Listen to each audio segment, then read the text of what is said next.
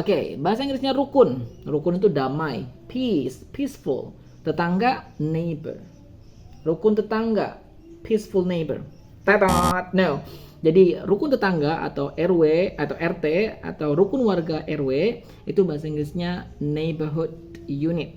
Neighborhood unit. Nah, kepalanya atau ketua RT-nya atau ketua RW-nya itu sebutannya the head of neighborhood unit.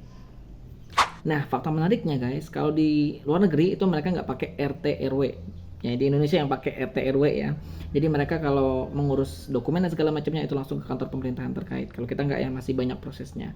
Nah, ternyata sistem RT RW ini itu adalah sistem bawaan dari Jepang dulu guys, waktu menjajah kita. Nah, kalau dulu itu namanya sistem ini disebut dengan tonarigumi. Tonarigumi ya. Itu menekankan gotong royong dan kebersamaannya masih kita pakai sampai sekarang. So, do you want to go to the head of neighborhood unit?